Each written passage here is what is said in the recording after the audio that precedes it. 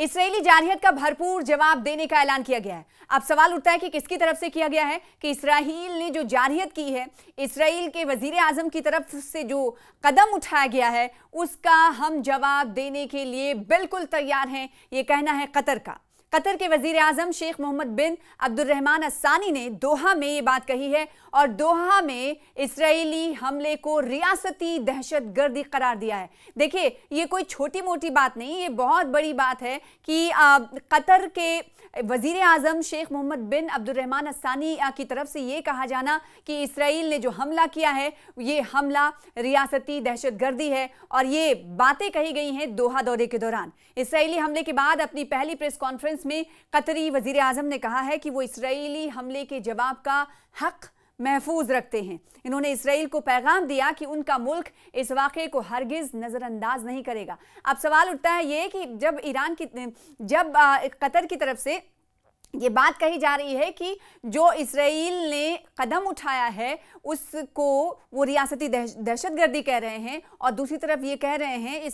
कि इसराइल ने जो कदम उठाया, जो कतर पर निशाना साधा, उसे हम इस वाक़े को, उनका मुल्क और हम यानी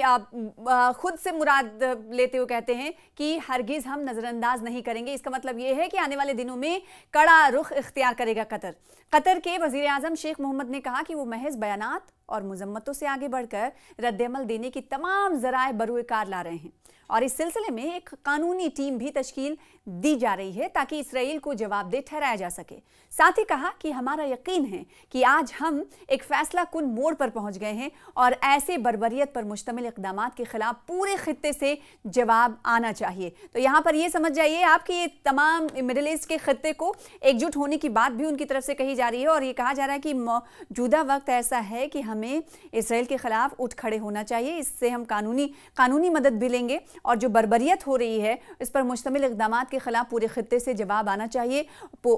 सभी को एक साथ खड़े होकर ना सिर्फ जवाब बल्कि साथ चलने की बात कही जा रही है। कतरी वजीर आजम का कहना था कि ये वाक़या पूरे खित्ते को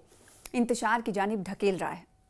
और इसराइली वजीर आजम बेंजामिन नेतन्याहू पूरे खित्तों को अफरा तफरी में मुब्तला कर रहे हैं। वज़ीर आज़म ने बताया कि हमले का वक्त इस इजलास से जुड़ा था, उस इजलास से जुड़ा हुआ था जिसमें हमास की मुज़ाकराती टीम अमरीकी तजवीज़ पर बात कर रही थी ताकि गज़ा जंगबंदी के मुआहदे तक पहुंचा जा सके, लेकिन इसराइल ने उस अमल को सबूताज कर दिया, तोड़ दिया। वाज़ेह है कि इसराइल ने कतर की दारुल हुकूमत दोहा पर फ़िज़ाई हमला करके फ़लस्तीन की मुज़ाहिमती तंजीम हमास की मरकज़ी क़यादत को निशाना बनाया, और इस हमले के बाद आपने कतरी वज़ीर आज़म का बयान सुना। The Israeli attack that took place today on Qatari soil, we cannot call it anything other than state terrorism practiced by someone like Israeli Prime Minister Benjamin Netanyahu. In the context of these systematic policies and his ongoing attempts that have destabilized regional security and stability, is simply a clear message to the region as a whole. And this message says that there is a rogue player in this region and ongoing political recklessness that has encroached upon the sovereignty of states. Qatar पर Israeli जारहियत के बाद पाकिस्तान के वजीर आज़म और अमीर Qatar की telephone पर गुफ्तगू हुई है। अब हर जगह पेशरफ्त हो रही है, और हर जगह से पेशरफ्त जो होती हुई दिखाई दे रही है, कोई ना कोई कहानी बयान कर रही है। पाकिस्तान के वजीर आज़म शहबाज शरीफ ने अमीर कतर शेख तमीम बिन हमद अस्सानी से टेलीफोन पर राबता करके दोहा में इसराइली हमले की मजम्मत की है, और मौसूला रिपोर्ट के मुताबिक इस टेलीफोनिक गुफ्तगू में पाकिस्तान के वजीर आज़म शहबाज शरीफ ने इसराइल की दोहा में गैर कानूनी और संगीन बमबारी की शदीद मजम्मत की है। शहबाज शरीफ ने अमीर कतर शेख तमीम बिन हमद अस्सानी से गुफ्तगू में कहा कि इसराइली जारहियत इलाकाई अमन व इस्तेहकाम के लिए संगीन खतरा है। पाकिस्तान कतर के साथ चट्टान की तरह खड़ा हुआ है, अपनी मदद तो दिखा ही रहे हैं, साथ ही साथ किस तरह से मुल्क के साथ इज़हार यकजहती के साथ साथ खड़े हुए हैं। पाकिस्तान इस मौके पर कहता हुआ नजर आ रहा है कि हम कतर के साथ चट्टान की तरह खड़े हैं। इस टेलीफोनिक गुफ्तगू में अमीर कतर ने इज़हार यकजहती पर वज़ीर आज़म शहबाज शरीफ से इज़हार तशक्कुर किया, और दोनों रहनुमाओं ने खित्ते में अमन सलामती के लिए राबते में रहने पर इत्तफाक भी किया है। तो आप इससे अंदाज़ा लगा सकते हैं कि मिडिल ईस्ट में इस वक्त नई नई जो पेशरफ्त हो रही है उससे कहीं ना कहीं सभी के साथ आने के हवाले से कदम उठाया जा रहा है और ये कहीं ना कहीं इसराइल के खिलाफ, या कहा जा सकता है इसराइल के अब बुरे दिन जल्द ही शुरू होने वाले। ईरान कतर में अपने भाइयों के साथ खड़ा है। ईरानी सदर और अमीर कतर की टेलीफोनिक गुफ्तगू हुई है। सदर मुमलिकत मसूद पेज़ेश्कियान ने मंगल की शाम अमीर कतर शेख तमीम बिन